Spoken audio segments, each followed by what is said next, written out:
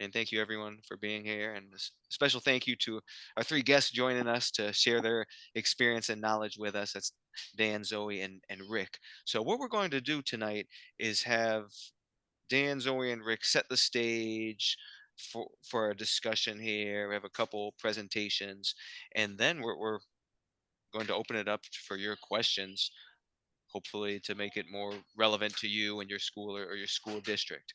And we have till 8:30, but if we're all finished before then, that's okay too. Welcome, Devlin. We just got started here.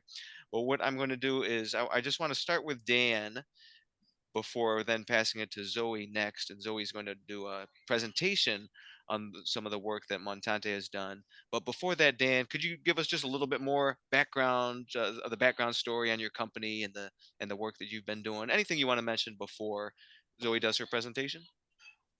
So like my start in the solar industry actually started in my previous career. I spent a decade working at DuPont, and I served in a variety of roles at DuPont. But in the course of my 11-year or so, I was based in Wilmington, Delaware, Houston, Texas. I was in Shanghai, China for 4 years, and it was in those experiences that I became I very well acquainted with the DuPont photovoltaics business, their solar business. And I just fell in love with the industry. And when during the I'm not sure how to get into this, but I wasn't expecting that kind of question. But I was in an employment situation at DuPont where I was not very happy in my position, but I learned a lot of insight on how solar project development would work. And we had some basic tools to play with. I had resources back in Western New York, and my brother and I both had this kind of entrepreneurial spark or spirit, and we started working nights and weekends on a basic business plan.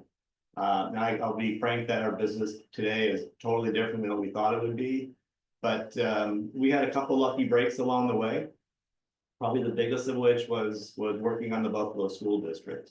And that was when that project started, that was probably back in 2012, 2013, when I think Rick started engaging with the school board there.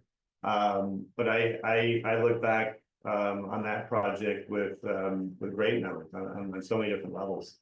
And that that's kind of how we started. We're now, we just we're in our 16th year of operation, and we have a great pool of talent that consists of project engineers, project managers, a lot of site personnel, folks like Zoe, who I know is going to talk about what she does every day. But it's very rewarding work, and I'll also go on to mention that we have to this day a long-lasting partnership with the Buffalo School District, where every year we onboard a cohort of interns that come from McKinley School. That's school number school 200, Elwood Avenue Vocational School, and we've had great success in that program. And some of the earliest participants have moved on to supervisory roles. So it's that's where we are today. I hope I'm not sure I'm answering your question the way you're hoping, Brady, but that's my story. Oh, that's great, and I think definitely whetting our appetite. I know I want to hear more about that intern program and some of the other things you mentioned, but we'll come back to questions later. Let's go to Zoe next, and Zoe, if you want to share the screen, you can go for it and jump in. Perfect. Sounds good. Give me 1 second. I always use Teams, so sometimes I forget. Share. It's that green button right in the middle. Okay. All right. So we made a little presentation for all of you today. I'm just gonna get it to pop up here. Can everyone see my screen? I can see it, but can you make it full screen? There Yep. we go. Yeah, that's Is that good? Yep. All right, perfect. I'm just gonna minimize myself as well. So yeah, so thank you all again for having us. Obviously, Dan and I just introduced ourselves, got a little bit of background on Montante Solar, how it started. I joined the company about 2 years ago, and I've been working in business development. So I've seen a couple of different school district projects in my time here thus far, and hopefully more in the future. So just a little bit more background, some nice visuals here. We do a variety of different projects. Up in the top left-hand corner, you'll see we have rooftop projects for commercial clients. So the one on top of the white building is 750 kilowatts, just to give you kind of some perspective. And the one down on the red roof is about 100 kilowatts, just to keep that in mind. Over on the other side, you see a large ground mount array. So that ground mount array actually benefits, the power is being delivered to Corning Inc. So great New York company, and that is 6 megawatts. So that's much larger ground mount system. In the forefront of that same picture, you see an Amazon building. That rooftop is the same size, 750 kilowatts, as the previous one that I mentioned in the Pinto window with the white rooftop. So that's that 750 kilowatt size. And then finally down on the bottom, you see a great shot of the one of the buildings of the Buffalo Public Schools portfolio that we completed in the 20 teens. So just kind of wanted to give you guys some visuals, talk about project size. We'll continue talking about that through the presentation, but we will continue. So just wanted to start off with a couple of points here. I know that you're all on this call because you want to learn more about solar, you're interested in solar, the benefits of solar. Obviously, you're part of the Climate Solutions Accelerator and you care about the way that our energy use affects the environment. So this point may be a bit repetitive, but obviously the third point we have here actually is environmental sustainability and educational tools that come along with having a solar project in your district. But we also have some pretty significant financial incentives and reasons why the district should consider renewable energy, solar in this case as well. The first being cost savings. So every month, every year, we see our electric bills in our own homes are increasing, and the same goes for the school districts that you're all a part of. They're only going to continue to increase. So having solar on site that your district can benefit from is a great way to save a little bit of money on your operating expenses. I know we always kind of relate it to districts having to deal with layoffs. So depending on the size of the array, you may be able to actually save a couple of faculty employment positions based on those operating expenses that you've been able to cut. So there's always kind of that other side to cost savings that can benefit your district in other ways. And that second point kind of goes along with the first. On the financial side of things, there's many different incentives that support K through 12 solar, and we'll get into that a little bit more further on in this presentation. But just keep in mind that today in 2025, there's actually more incentives than even we saw back in the 20 teens when, like, let's say the Buffalo School District was going solar. So that is a great kind of shot in the arm for solar for school districts. So I'll just keep moving. Feel free to also stop me at any point if there's anything that I say that you have a question about or anything that doesn't make sense. But I just wanted to first lay out kind of the elements of successful K through 12 solar project. So there's kind of two different types. The first being rooftop arrays and the second being ground mounted arrays. So if your district has roof space, the proper roof orientation and the roof ages are in the right kind of time frame in order to do solar, that's great for feasibility of a project, as well as structural capacity and utility interconnection. I'll come back to that point in just a moment. On the ground, certain districts we have found have large swaths of land that are owned by the district. So if that's the case, then maybe you would want to consider doing a ground mounted solar array for the district. And also with the ground mounted arrays, the utility interconnection is very important.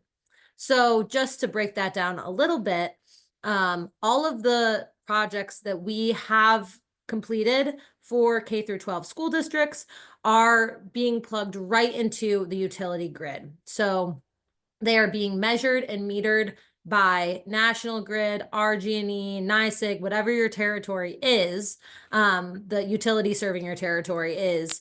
And we have to make sure that the lines that the utility has and the equipment adjacent to the property are actually able to support the interconnection of a solar array. So sometimes they do require very expensive equipment to be added in order to have a solar project come online. And sometimes those equipment upgrades are very expensive and the utility doesn't pay for them. The project developer is responsible for the cost. So we want to check that box before anything else gets done. And it's very easy for us to be able to determine that kind of quickly. It's like probably takes me 15 minutes to kind of sleuth out if a project has good utility interconnection or not, if we foresee a problem to occur. So those are kind of our ground rules for when we go in to evaluating a district that has expressed interest in solar. So just wanted to touch on the ways that solar projects are funded by the district. The first is through a capital project. So school districts have capital projects every so often, every couple of years, and the solar project is eligible as part of a capital project for the district. The second option is through an energy performance contract. So that is a separate type of project. We call it an EPC. So if you hear us saying that throughout the presentation, it is a separate energy performance contract. There would be usually an RFP is released by the school district, and companies can bid on that project for the district. It is still state aid eligible. The district can receive all the incentives we're about to talk about through this EPC. And then third, we do have a power purchase agreement. So this is the way that we handled the Buffalo Public School districts. But essentially, and sorry, just to point out, the first and second ways, the district owns the project themselves.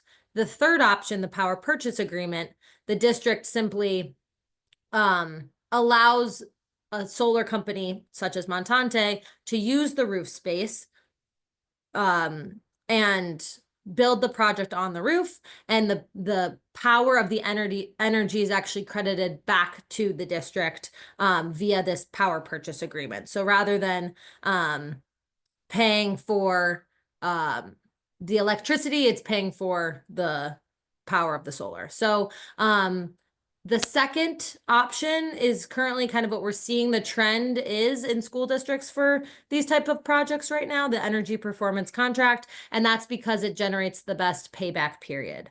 You're eligible for all of the incentives since the district owns the project, but if you're only simply purchasing the power, you don't actually own the panels, all of the incentives that we're about to talk about do not apply. So it's a different kind of situation. So for the rest of this presentation, we'll be kind of talking about projects as if they were an EPC, but there is some different options there. So like I said, the financial drivers of solar projects are not to be, ignored. They are significant in the success of these projects, in addition to all the environmental benefits that they provide for the district. So these are the four main ways that a solar project creates revenue and can be used to offset the cost of the system to the district. The first being the energy savings. The second, there are New York State incentives that school districts can apply for and receive. The third are the federal incentives. So these are in the form of tax credits. And New York's school districts are able to receive these tax credits as a direct payment. So because districts don't pay taxes, they still want to be able to support the project. So it's just a direct payment. We'll go over that in just a moment. The fourth is that these projects are eligible for New York State building aid. So whatever the building aid ratio is for your district, that can be applied to solar projects, making them very quickly paid off for the district. The local share is relatively small when you do factor in all of these incentives and financial drivers. So just a quick breakdown. I won't go into this too much. As I just mentioned, there's a tranche of state incentives as well as a tranche of federal incentives. So on the state side, we have NYSERDA, which is the New York State Energy Research Development Agency, and they have a program called New York Sun.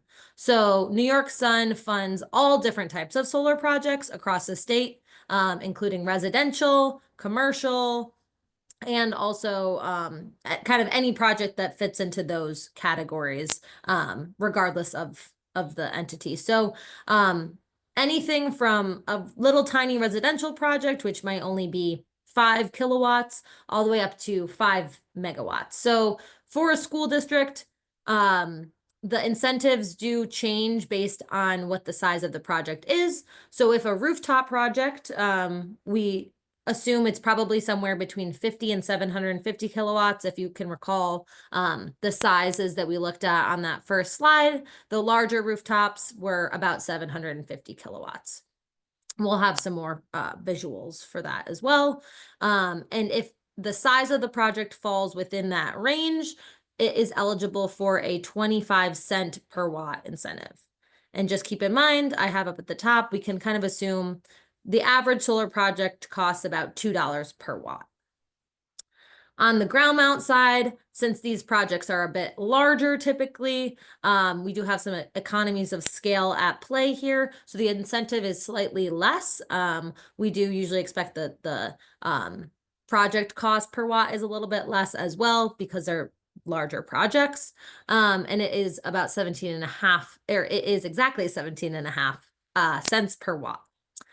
So those are both, either one can be applied based on project size, provides a significant incentive for the project.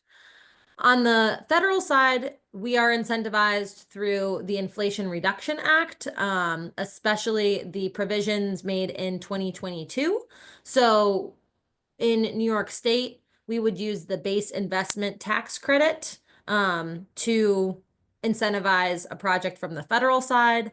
It is 30% of the project cost. So if your project costs $1 million, the federal government would provide a direct payment of $300,000 for that project.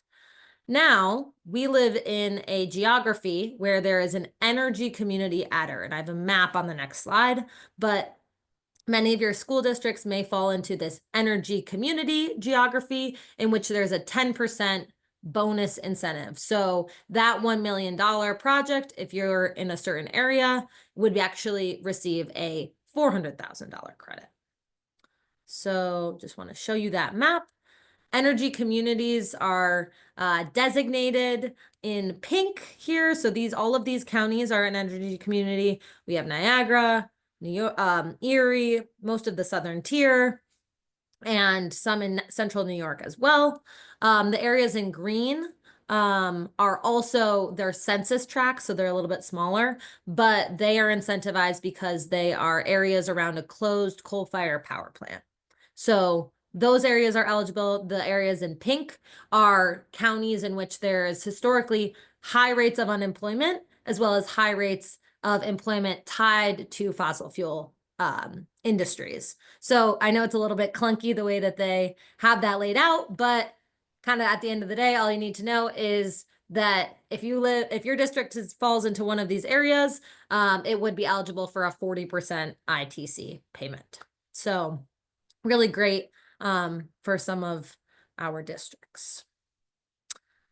So sorry, went through that all very quickly. It's a lot of information. Happy to break that down a little bit if we have specific questions. But now I want to kind of switch over to how we evaluate districts and kind of our methods in what we call a solar feasibility study. So when districts approach our team about interest in solar. Let's say they have 3 schools. There's a middle school, a high school, and an elementary school. Some districts are obviously much larger. Some are smaller than that.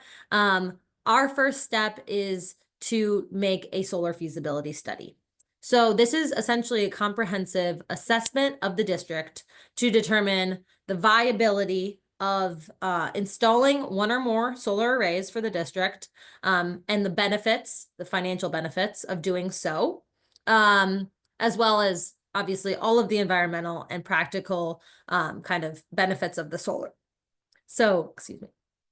I'm going to break that down a little bit further for you. So typically when we do this, a district has approached us with interest. They've said we have X amount of buildings. Say they might have also some properties that are either next to schools or maybe elsewhere in the district that they have ownership of. And they would also involve their district's architecture engineering firm at the start of this project. They would be able to provide some insight on those facilities, on the extra properties that the district may have, if there's any capital projects or plans in the future, and just kind of district preferences. So this helps us all get like a very well-rounded view of what the district has to work with. Something else that's really helpful is that we would like to do a site visit. It's always great to be able to kind of see what you're working with. If it's local, it's much easier. If it's further away, it's not always the most convenient, but that's always helpful. And this feasibility study process does take roughly 2 to 3 months of engagement, just depending on how responsive the district is. So some of the information we needed, like I said, is a list of all the district properties, the roof information, and then the district power consumption summary. So oftentimes a facilities manager would be able to provide electric bills that help us understand how much electricity the school district uses on all of their different bills. It can take a long time or a short time, depending on how many buildings and bills there are. And it helps give us a really good idea of how much energy we would want to offset, kind of in comparison to the space that we have. So I just want to, actually, I'll take a moment before we go into the Lewiston Porter Central School District, just to kind of mention if anyone's interested in seeing a full feasibility study. I'm very happy to show one that I have recently completed. We essentially just lay out all the properties. We give it a constructability kind of red, green, yellow light, a little bit of commentary, and then we would provide estimates on project cost, project size, financial incentives that would drive the payback period down, and then we would factor in state aid if we knew that. But I haven't included it here. It's a little numbers heavy, but it is available, and I'm happy to send it to anyone that's interested in seeing it. We found it to be very, very helpful in communicating to superintendents, business officials, board members. We've done presentations and shown it to all of these folks that are the decision makers within the district, and we've gotten a lot of very positive feedback on it. So happy to share that. And then lastly here, I do have a case study of the Lewiston Porter Central School District, which we recently completed 2 projects for. In 2022, Dan, feel free to correct me if I'm wrong. But I believe it was 22 or 23. I've been here for 2 years, so you guys can do the math. It was before my time. But the Lewiston Porter project overview is as such. As you can see, the image that I just shared on this screen, as well as this image right here that shows the other buildings. So on the elementary school, this building, we have 600 kilowatts. And then on the high school, which is this building right here, we have 400 kilowatts of solar. In total, we would call it about 1 megawatt of solar installed on both schools. On the financial side of things, they did use an energy performance contract, meaning that they provided us an RFP. We provided the winning bid. They own the system themselves and have been able to receive all of the incentives themselves directly at the district. So the total cost for this project to the district was $1.4 million.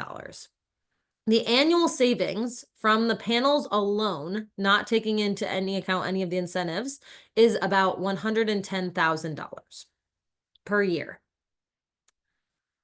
And one thing I just wanted to show here is that Montante Solar actually entered into the Lewiston Porter project before the Inflation Reduction Act's provision for direct payment was released. So as we were bidding the project and proposed the project, it was predicted to have a 9.5-year payback period. So this whole column here altogether is $1.4 million. The NYSERDA grant we, took out of the equation. They were only left to pay that about $1 million. They were able to aid that with their state aid, and the calculated payback period for the district was 9.5 years. However, like I said, the project was completed after the inflation reduction provision for direct payment. So they actually received this kind of almost to them bonus elective pay that was for 30% of the project. So $430,000 went back into their pocket. They didn't even know that that was going to happen. And it dramatically reduced the payback period for the system, leaving their net investment, which is aided, to $620,000. So just wanted to kind of show that fun bonus credit that Lewiston Porter got that really made their projects just a slam dunk. And they're working great today. And I believe that's the end of my Lew-Port case study. But just have a couple of final conclusions and takeaways for you. So the first being, I know I really hammered home the cost savings and the incentives during this presentation, but they really are important. They make a big difference. If you are interested in benefiting your district from an environmental perspective, that's great, but the district really does pay attention to the dollars and cents that are associated with the projects. So it's important to be really educated and have a strong kind of proposal when it comes to the financial side of these projects, in addition to all of the environmental benefits that they provide. I also just wanted to touch on the project ownership implications. So like I said, that elective pay, direct pay of the IRA tax credit really shifts project ownership to tax exempt organizations like districts instead of third parties. And then, yeah, we have some just kind of a example of a payback period. We can assume projects typically are going to be paid back about 5 years, 6 years, sometimes less depending on how easy they are to build. There's always incentive adders, so make sure you check to see if your district's in an area that has incentive adders. Really boosts that payback period. Check to see what your school district's building aid is. That also is a big factor. And yeah, there's no better time to consider solar. We're in kind of a pivotal moment, I think, right now with the transition from fossil fuels to renewable energy, and we want to get school districts in New York State on board. So I think that wraps it up for me. I'm happy to take any questions. I know that Rick is also going to speak a little bit, and we can do those at the end as well. Thank you, Zoe. That's great. Why don't we pass it to Rick first, Okay, and then we'll open it up for questions for any or all three of the speakers. But perfect. Rick has a case study, success story to share from his experience. So why don't you go ahead next, Rick? Sure. So I'm going to address two questions. Why should your school district be interested in putting up solar arrays on their buildings or properties? And how can we accomplish solar energy installations for our schools? The Buffalo Public School example. our well, I guess I should say also, I worked in the Buffalo Public Schools for 26 years. So it was a little bit easy for me to jump in when we started our project with the Sierra Club. But just generally, our solar arrays on the 19 Buffalo Public Schools provided learning environments for our students, pathways to growing careers, technical opportunities in the emerging renewable energy sector, allowed the Buffalo Public Schools to save money, reduced its greenhouse gas emissions, and contributes to cleaner environments. The installed rooftop solar arrays collectively generated 3.5 million kilowatts of power, which is comparable to the annual electricity usage of 400 homes. The arrays reduce electricity demand from traditional sources at each school by about 25% annually, reducing greenhouse gas emissions by more than 2,600 metric tons annually, and providing the district with cost savings. The Buffalo Public School project was the largest K-12 solar project completed for a public school in New York State. The project allowed construction crews from local neighborhoods, placing local workers in good jobs. These skilled construction laborers work side by side with the solar energy team to complete the solar system installations at the very schools from which some of them graduated. The Buffalo Public School project created long-term operations and utility cost savings, decreases overall energy consumption and emissions, and provides students with healthy environments through partnerships with Push Buffalo. The project directly benefited the community with jobs and the opportunity to acquire new technical skills. When executed with teams who are invested in the local community, projects like the solarization of Buffalo Public Schools pay far greater dividends than the value of the power produced by the school district.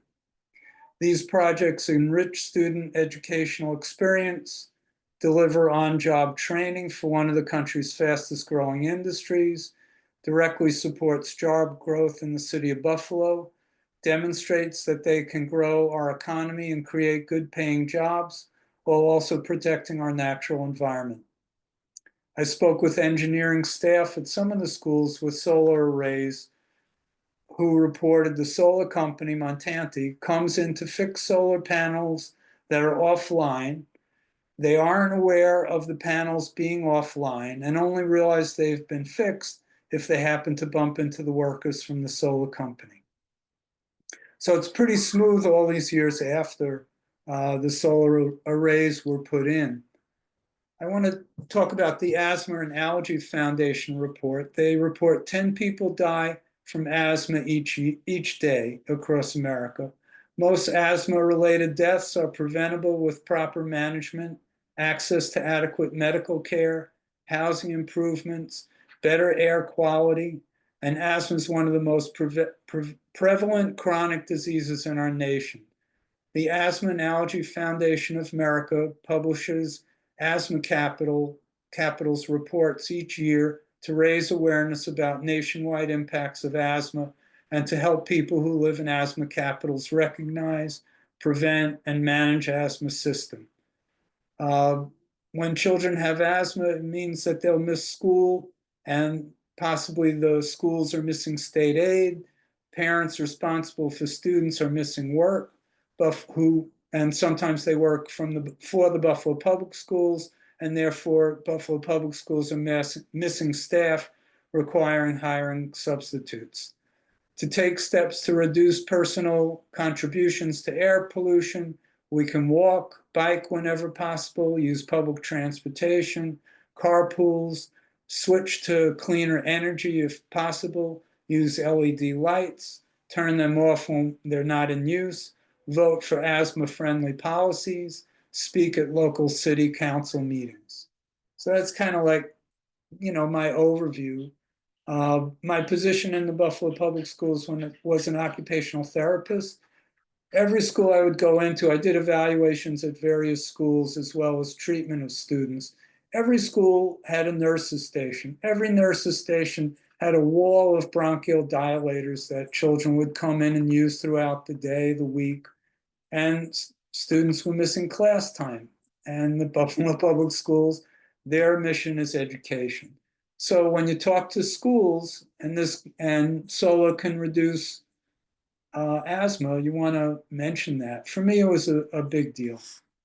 So our case study kind of starts with a chance meeting. I think it was in 2009 with Lou Petrucci, one of the Buffalo Board of Education members at the time. We had 9, and Lou had just been to a presentation for statewide board of members on solar power. So there was a big meeting, and one of the outbreak meetings was for solar.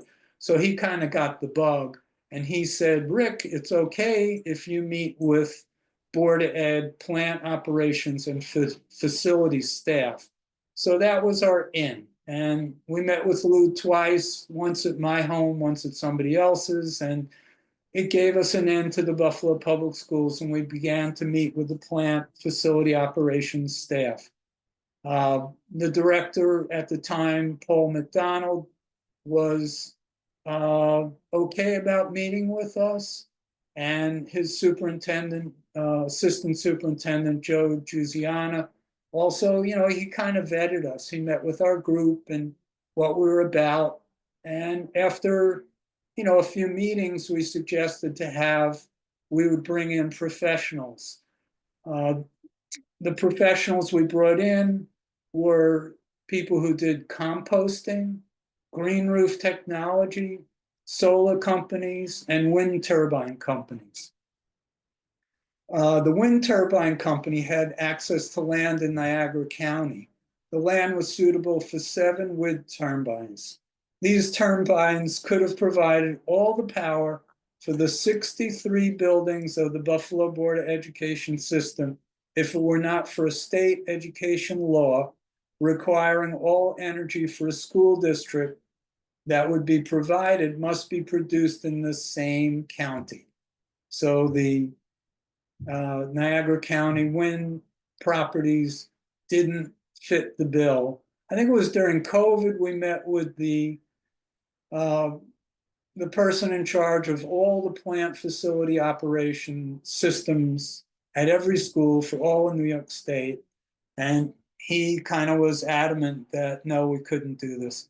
But, there it was on the table. It was 33,000 students, 63 buildings would have been all paid for with the 7 wind turbines.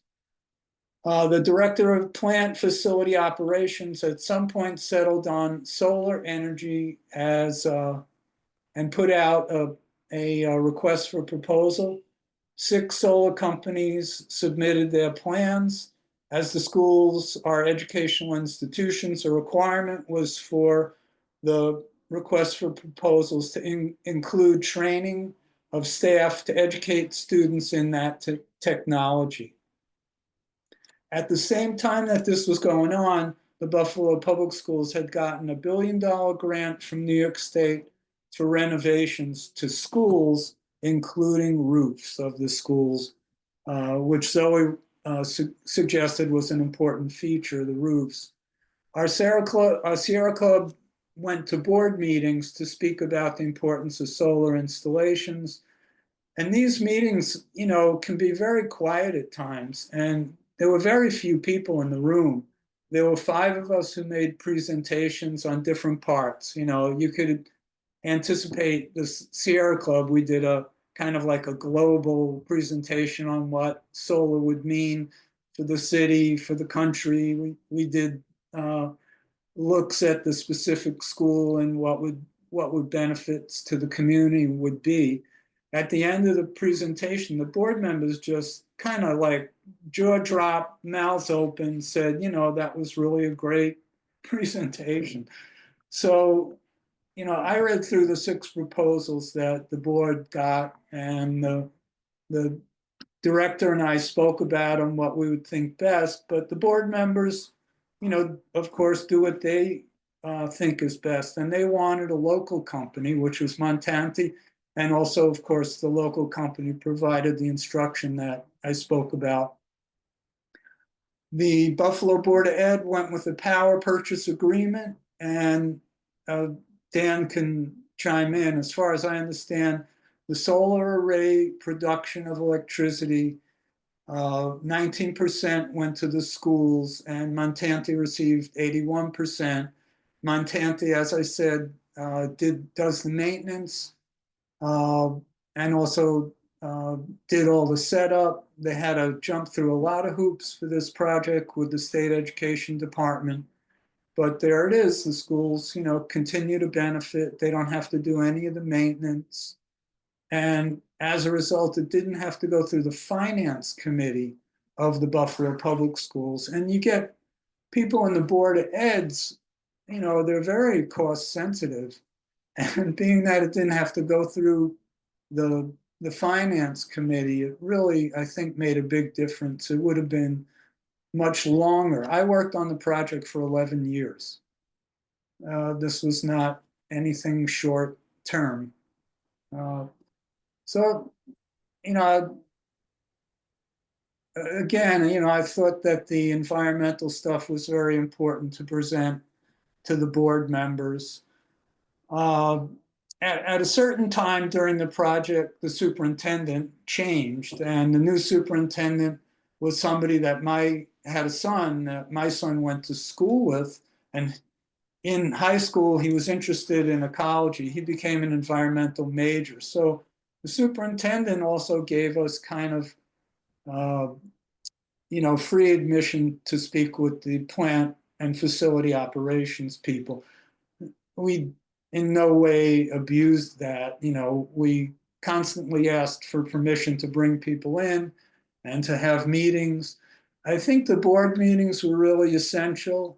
And it was at a board meeting that a representative from Montante stood up and became involved and kind of started to monitor the Buffalo Public School effort because it was getting closer. We wrote articles in the Buffalo News to make citizens aware of what was going on in terms of solar. So that, it was very much a grassroots advocacy program. It was kind of Dan to mention us when the school board had a meeting, an outreach, an event to show the benefits of the solar and how proud they were. They didn't invite us. They didn't invite the Sierra Club.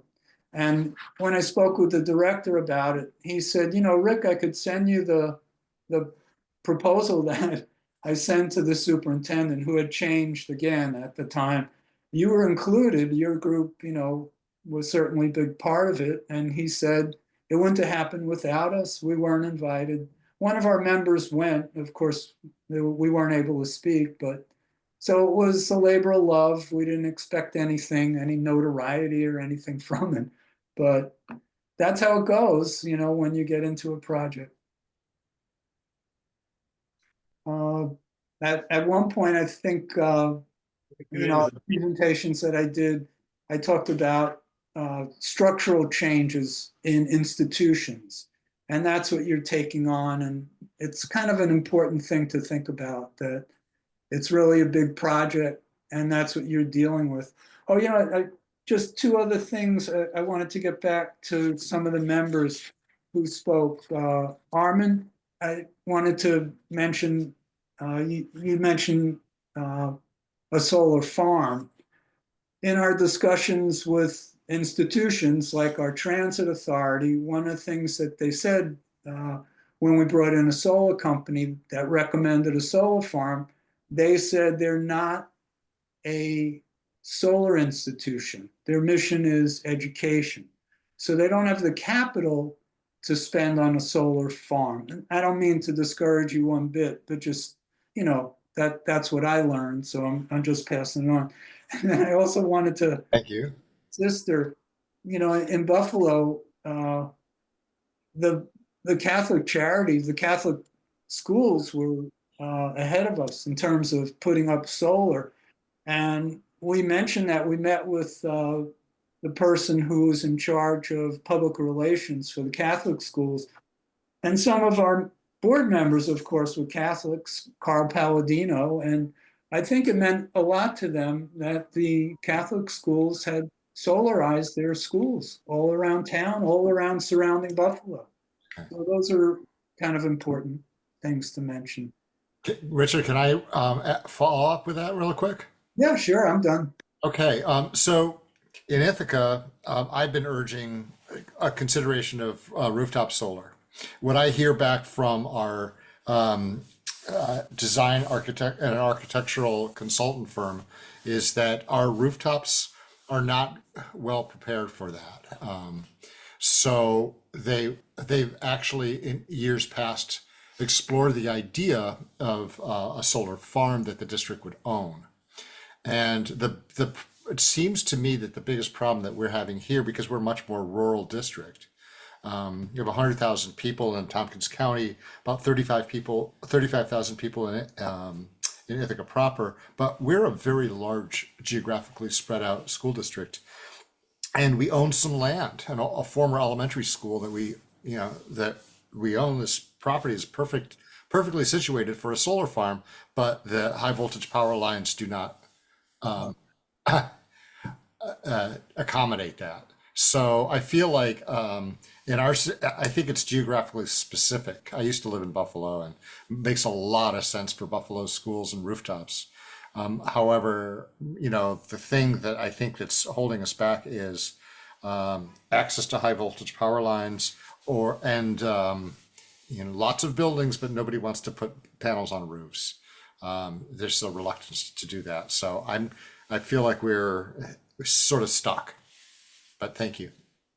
Yeah, I don't think the solar farm has to be right next to the school.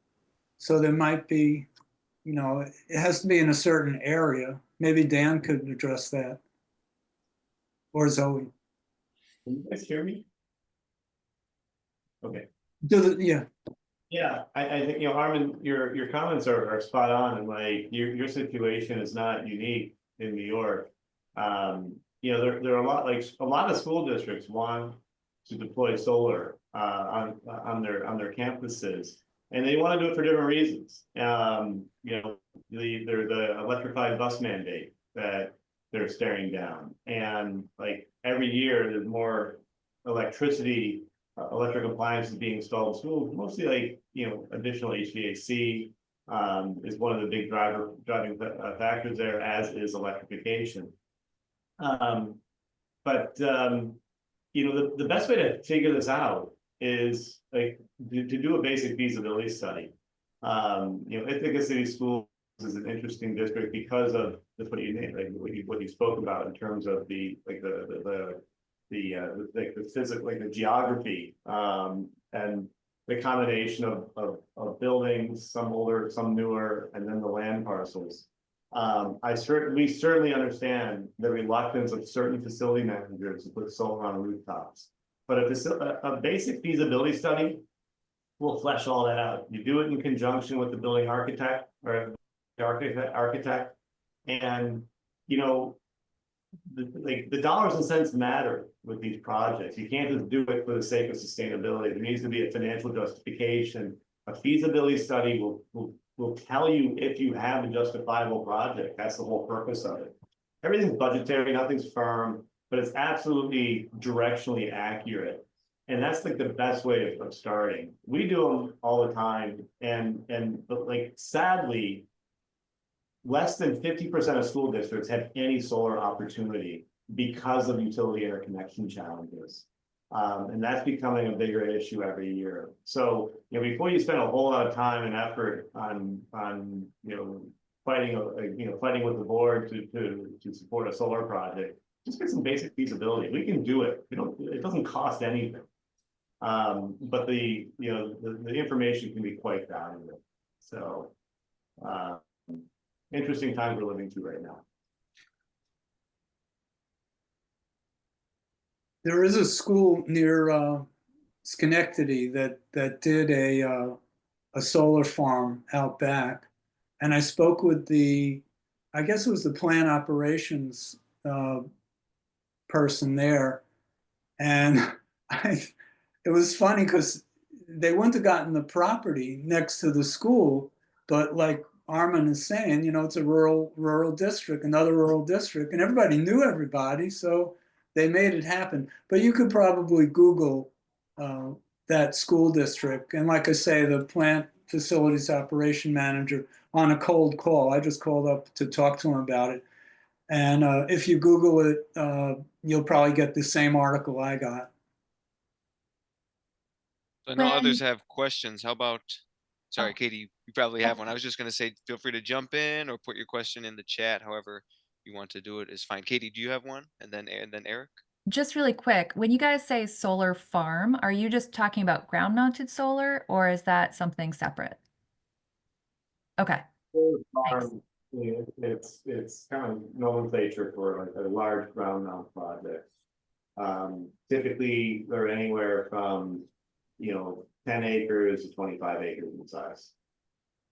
And that's why the schools and our transit authority said, we're not in the solar business, we're in the education and transit business, so we don't have the capital for a farm.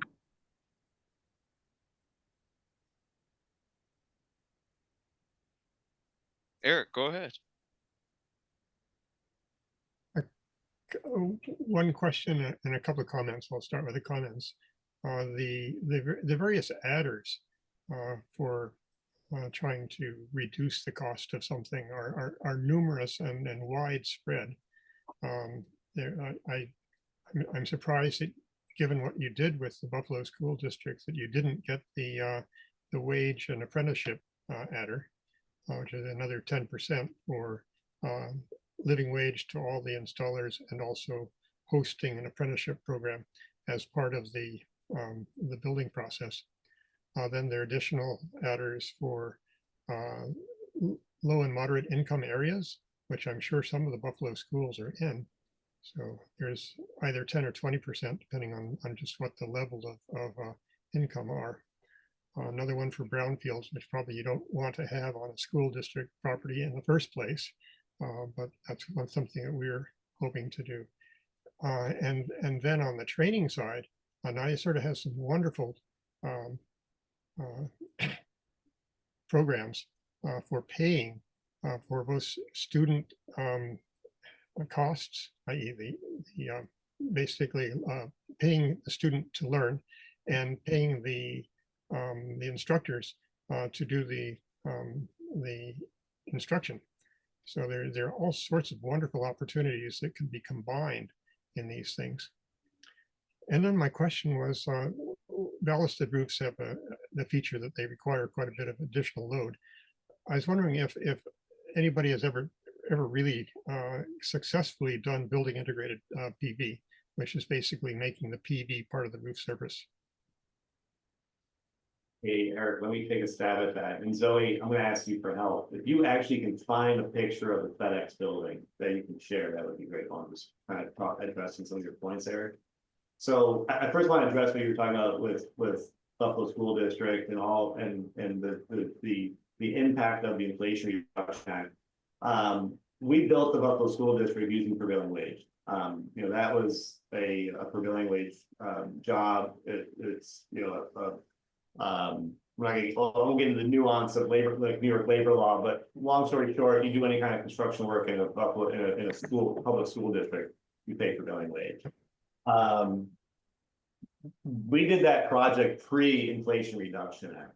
The law of the land today is the Inflation Reduction Act, that if you want to earn a 30% tax credit, you have to build your solar project paying prevailing wage, and that's what we do. It's kind of been a major game changer in the industry. It's changing the economics for the industry as a whole. Just to put that in context, what does prevailing wage mean? It means that the minimum wage on any solar project site in New York today is about $78 an hour. It's the minimum wage that field personnel makes today. So the question I think you had, Eric, was, and oh, by the way, on the NYSERDA internship program, we do utilize that program. Basically, NYSERDA does provide sponsorship of programs that co-funds internships that are focused on various forms of renewable energy. So you had a provocative question around building integrated photovoltaics. So that is like an architect, like integrating solar into as a functioning element of a building. That was kind of like a fashionable topic, 10, 15 years ago. And I was like, we were really drawn to like the possibility because, another part of what we do, we build buildings. We have a sister company that develops and constructs commercial industrial sized buildings. So the ability to find like a cross section of industry where solar blends with building construction and design was like really intriguing to us. And what you're looking at is a project we built for FedEx. This building's about 10 years old now, and it is the biggest of its kind, biggest in New York, example of building integrated photovoltaics. And what you're looking at in front of you is a 150 or 200 kilowatt solar curtain array. And what you can't really tell from this picture is that if you're working inside that two-story building in the office section of that building, you are actually able to see through those panels. They do allow for about 20% transmission of light and visuals. So it provides a pretty interesting dynamic to look at. It's a pretty cool building. And I should also mention the rooftop is also filled with solar now. You can see some of it on the side of that picture.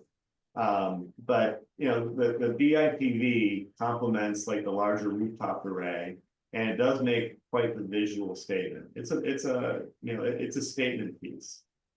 Inside the lobby of the building, there is a kiosk with a large screen TV that shows on a real-time basis the power production of the project, and it's interactive. You can kind of toggle through different menus that show things historically over time, and it's kind of, you can kind of geek out in it. It's kind of neat.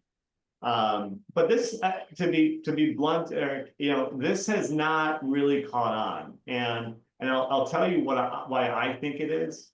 It's because in the past 10 years, solar has gone from being kind of like a fringe energy technology to really a very mainstream benchmark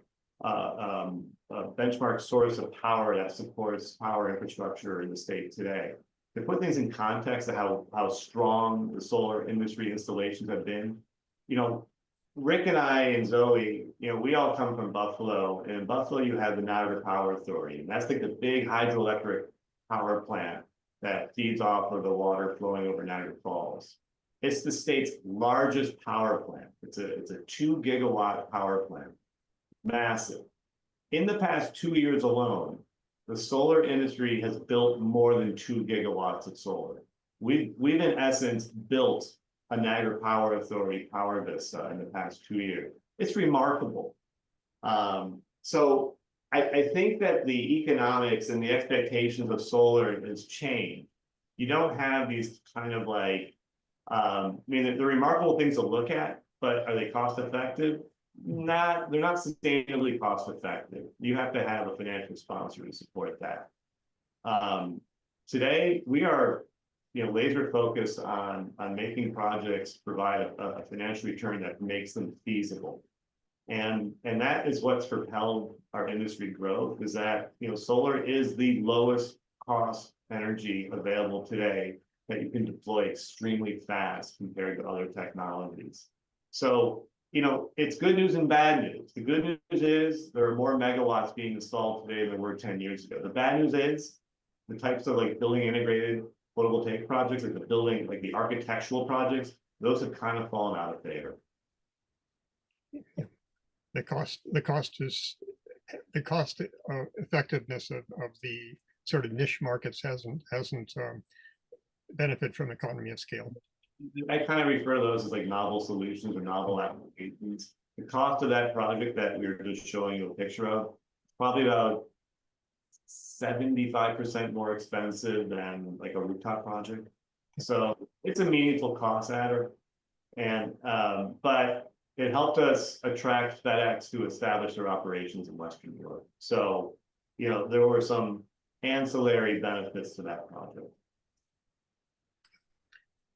One other question, if I can keep on utilizing time here. Payback period, 5-6 years. Now that income from the solar array is still continuing for the next 20 some odd years. And that sounds to me like an incredible incentive if people would look at the long term. Oh, yeah, yeah. So let me talk about payback periods, and Zoe did touch on that, but I think it's worthy to kind of delve into it a little bit more. So let's start with like a basic solar project on installed on a for-profit entity, like a business, like a manufacturer, like a warehouse, something like that. Today in New York, those projects deliver a payback period between 3 and 5 years. They can use the cost average, what is it called? The write-offs, corporate write-offs. Basically, for-profit entities, receive the incentives from the state, they receive tax credits from the federal government, and then the tax code does allow for accelerated depreciation on the assets. So you write it off very quickly. So like you make your payback period very quickly, and then you have the residual, almost annuity-like energy savings from the project that will go on for 25 plus years. For a not-for-profit entity or a school district, you're looking at a basic payback period of 5 or 6 years. And what makes it different for a school district is they can't depreciate the asset. Okay. Now they can convert the tax credit into cash, and that's like a provision of the Inflation Reduction Act. So the only difference between a school district and a for-profit entity is depreciation. And that makes about a 2-year difference in the payback period. But what, and if you're a school board member or really embedded in school district politics, you'll understand that there's something called state aid. And state aid is basically, Albany's piggy bank. And Albany will pick up a very significant portion of the project cost. In the case of the local school district, they have building aid of 98%. So the state paid for 98% of the project. Actually, the school district, Buffalo's not a good example because Montante owns that project. But a better example is Lewiston Porter. I went to Newport up in Lewiston, and we built their solar project. That's the case study that Zoe talked about. Their building aid rate is about 80 or 82%. I can't remember exactly. So Albany paid for 80% of it. And the district is responsible for paying 20% of it. So the local share is very small for these solar projects. And when you factor in state aid, the payback period goes from 5 to 6 years, typically down to 2 or 3. Why aren't school districts knocking on your door? Well, many of them are, but honestly, Eric, less than 50% of them have any feasibility. And then the other reality is that New York is a very political state, and there are certainly districts where it ain't popular. And it's tough to swim upstream for very long. And we've been doing this long enough to know that it's easier if you have like supporters in districts. But you have to, like, every school district is different, and it sometimes reflects, sometimes reflective of like the overall district, sometimes the board, but the reality is that just from a technical feasibility perspective, there's fewer and fewer opportunities today. So I've got a question. This is actually Katie's question, but I'm stealing it, Katie, because I liked it. This is for Rick especially, but Dan and Zoe, if you have anything you want to contribute, that'd be great too. But with doing the grassroots advocacy, Rick, who did you find to be your most important partners or allies for convincing the people you needed to convince the decision makers? Well, the people who were really important, I was just thinking about what Dan was saying. One of the board members came forward to us at a meeting and said he wanted to champion the solar arrays. And he really did. He would speak to the other board members in between meetings about voting in favor. It really helped, with the initial board member Lou Petrucci, who went off the board at a certain time, but came back on the board again and actually became the president. So leaders in the Board of Ed were probably the most important. And having a group, there's, like Margaret Mead said, a small group of people are actually the only ones who ever get things done. So you got to get a core group that just sticks with it. Like I said, it took us 11 years. And I would report to our Sierra Club, monthly, whatever, about our progress. And somebody called it, I said, it's slow. And somebody said, yeah, like a glacier. It was really slow. But, you get progress and you keep going. And appearing at the board meetings, they were, like I said, they were very impressed with the information. So load up your information. A lot of the information that I shared was from an article in the Buffalo Evening News on March 18, 2018. So if you Google, Buffalo News, Buffalo Public Schools, March 18, 2018, you'll get all that information. Well, I can add to that because there were some pretty interesting board and administration dynamics in Buffalo. There was a champion on the board who wanted to do something meaningful. It's like Buffalo's the second largest school district in New York, 35,000 students. Like, how can you make your mark and do something meaningful? And from this board member's perspective and his constituents, like his other kind of faction in the board, there was an economic element too. The district was going to save money, and every $100,000 you can save as a district, that's a job, that's a position. So it moves the needle. This thing is that Buffalo Central School District is not a rural school district. These are old buildings. Many of them are older, 100 years plus older, and they are well maintained. And the district had a plant and facilities preservation architect, and one of the major criteria they utilize when determining who to move forward with, they wanted to have comfort that there was going to be a preservation-minded approach to these projects. We did 19 schools. We were supposed to do 20, and we backed out of Lafayette High School.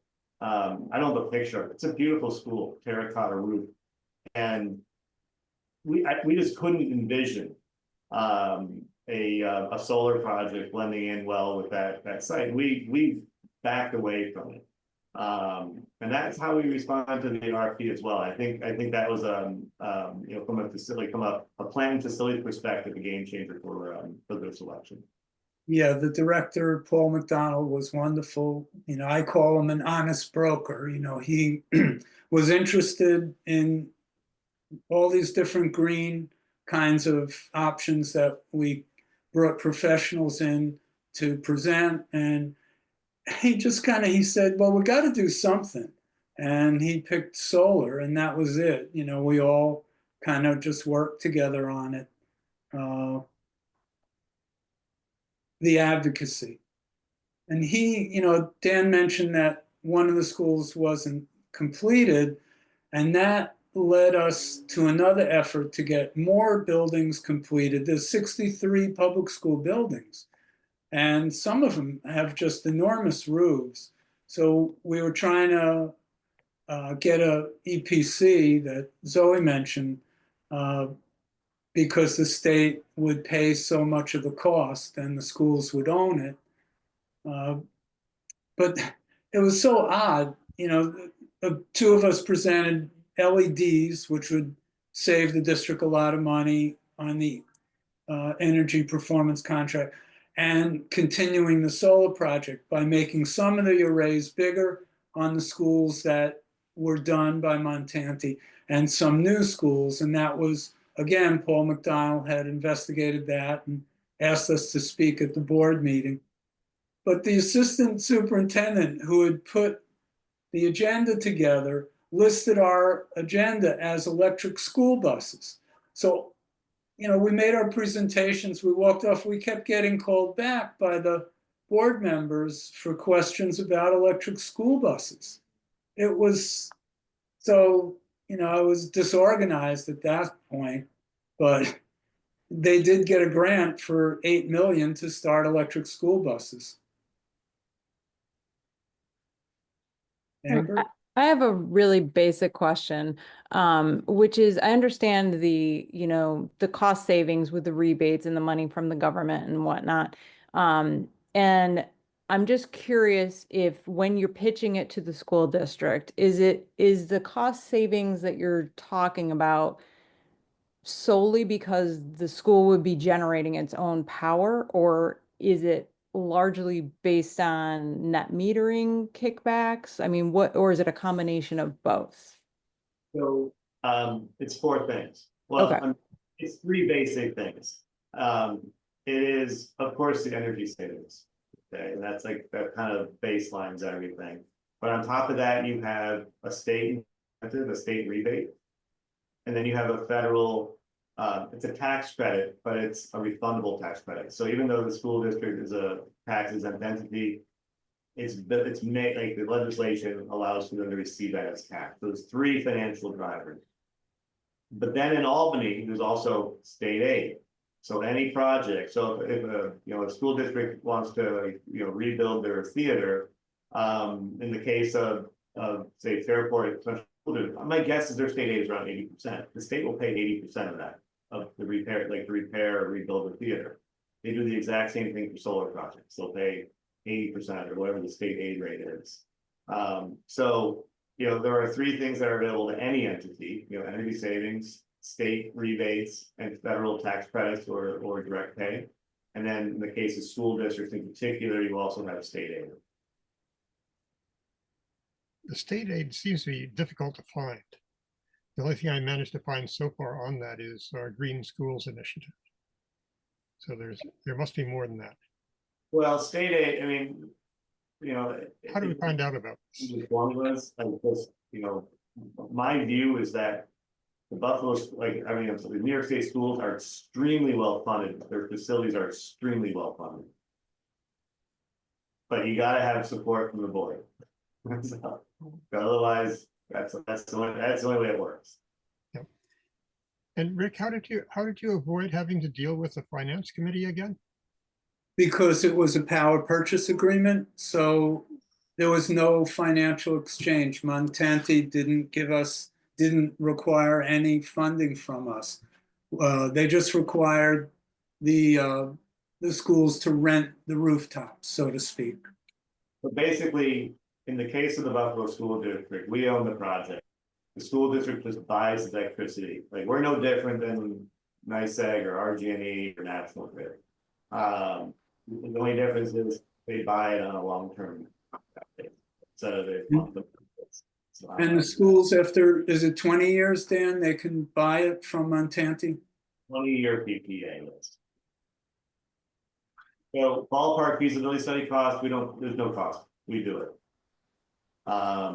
And that the whole point is, let's not frustrate districts with, because like a lot of school districts don't have feasibility. And there's no cost. It's something that we're really good at doing. We're quick. We like to engage with. We need to have like superintendent support to do it. Typically, we like to have a conversation or 2 with the building architect and engineer. Takes us a month, 2 months to complete, depending on the size of the district. But it's a minimal lift for the district. And we do the majority of that in-house. We do 1 site visit. But we don't charge anything for it. So we're just about out of time here, but can I ask Dan, Zoe, and Rick, if people have additional questions that we can't get to tonight, what's the best way for them to contact you? You can email me. I think mine's in there. And it's probably on the meeting invite too, but I can send it in the chat too. I mean, can we like kind of PDF these, like like the slideshow into the email with all the recipients? We could do that and just, that way we're all connected. I'd also Yeah, love that'd be a great if copy. I can share the slides. I'd also love to have a copy of the sample feasibility study. I think that school districts would really like to see that. So Yes, if there's I will any- send one I recently completed, and maybe if I just send it in the email that we got the meeting invite in, would that be helpful if I just use that? Or perhaps I could put it in Yeah, your that's fine. Slack. I don't know how that works, but I could try to do that. Yeah, either way is fine, Zoe. Okay. And then whatever you do, then I can also share it with others. Yeah, perfect. I will definitely make sure that you guys can see it. I put my email in the chat. Thank you. Before we close out, I just want to point out that in the agenda notes document, there are a few announcements and some are somewhat time sensitive. So check that out. There's Sierra Club, Speak of the Devil, has a virtual summit for youth coming up at the end of the month. There's a grant program that looks really interesting. And then Brady found a great resource called Undaunted K-12. And it's great. Like, for example, they have an update on energy tax credits for schools. So perhaps of interest to your administrators. So next meeting is May 22nd. I want to please, I don't think we need to leave just yet, but I just want to, while everybody's here, thank you so much for being here tonight. I think we all learned so much. So yeah, thank you. Thank you for having us. Yes.